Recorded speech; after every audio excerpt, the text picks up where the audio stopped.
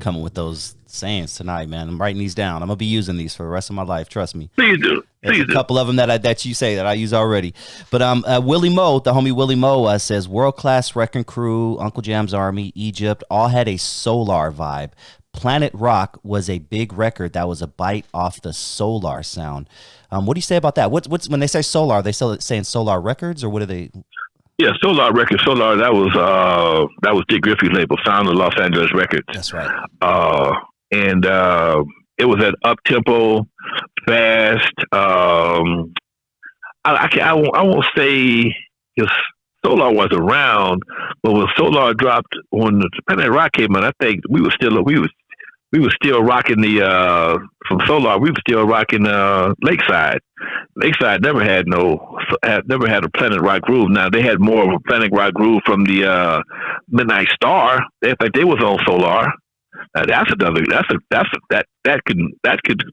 was a major influence for everybody. Midnight Star, and I do believe they were on Solar. Okay. Okay. Yeah, the Solar had Whispers, Shalimar, Dynasty, Lakeside, and later on they picked up Midnight Star, and I think that's where the vocoders came in at. Electricity, No Parking on the Dance Floor. That's where the up tempo vocoder sounds came from, and that was that same era.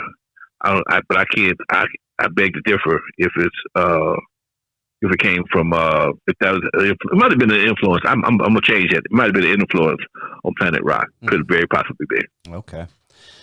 We'll go for about 7 more minutes and we'll wrap it up. What is the STEM Radio says? Were you familiar with Odyssey Records here in Vegas? Ooh, I knew of Odyssey. I can't think of the groups they had on there, but I knew of Odyssey Records. I sold a lot of records too from Vegas, so I'm familiar, but I can't think of any labels right now. Okay, that would be a record label, I'm assuming, Odyssey Records? Yeah, I would think so. There was a group called Odyssey too, but I never know the group called Odyssey Records. Usually Odyssey Records would be a label. Odyssey Records takes its last spin. It was on Las Vegas Boulevard. So so it looks like it's a store. It's actually a store. It's a dry. Yep. It was a store. It was a store. 100% a store. Yep.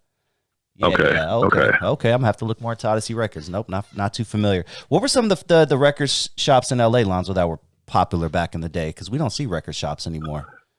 Man, the big one was VIP. VIP. They had Alan Ayres was actually a sound car and stereo company, but they sold a lot of 8-tracks. Fortune Records, Royce Fortune, Dolphins of Hollywood, all these cats, and there was a lot. VIP had like a lot of spinoffs. He had a lot of little. At one time, it might have been 10 to 15 VIP stores in LA, and they were the big dogs. Peters had the big store, and then everybody else kind of bought from him, and he was the man because he would buy so many records from the majors. They would just pull up a truck behind the store, let them unload it, and pick up the empty trailer later on. So that's how he was doing it, and. Man, I can't think of none of my people offhand right now, but yeah, I know Fortune Records, Magic Disc, all of them. It was quite a few at one point in time. The STEM Radio also wants to know, I've always wanted to know if Eazy had stage fright. Did Eazy have stage fright? Not initially. He was a little nervous, but after a while, he got used to it. You know, Eazy was one of them kind of cats, man, that it was kind of. He was a daredevil. Let's go see. Let's go make something happen. Let's go do something. You know, and he would try to do shit, and if people liked it, he'd keep on doing it. Okay, you know, you got your buddies on stage, man. When you got 4 guys on stage with you, and everybody's kind of nobody wants to be the guy talked about it in the dressing room. Everybody kind of starts morphing into being people that they're not really who they're really not off stage.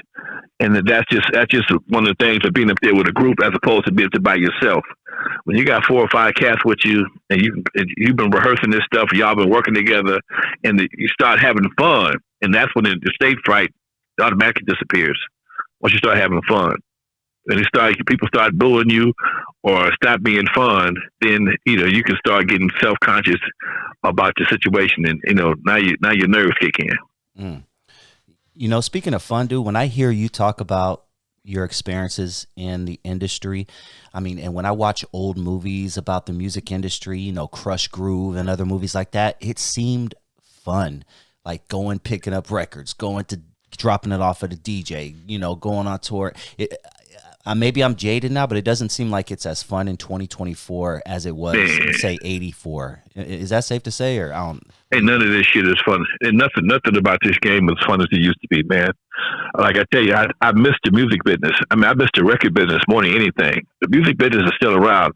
The record business is extinct. Music business is still in full effect. And there's a difference.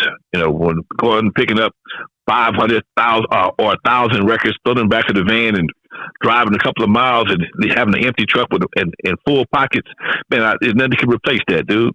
Pulling up with a new record and people see people's faces that like it. What's that, man? I just brought that. Oh, give me that, man. To see people just run to the counter and grab your shit, hear it on the radio, and everybody's hearing your stuff, your name being called on the radio. Come on, man. That's an experience a lot of these folks will never have, man.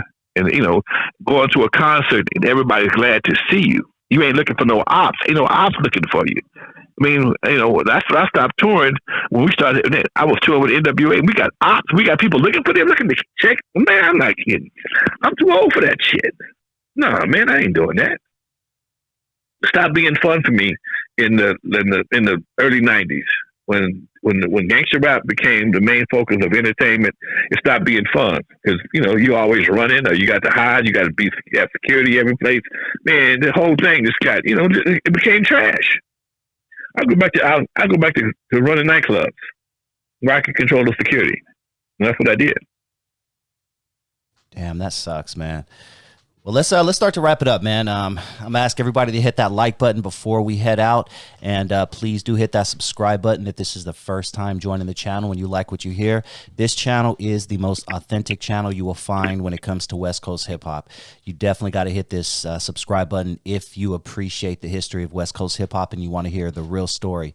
You got to check out Lonzo's documentaries about Eve After Dark. He has another documentary coming out. He's definitely telling his story, and it is the story that West Coast was built on. Any last words, Lonzo, before we head out?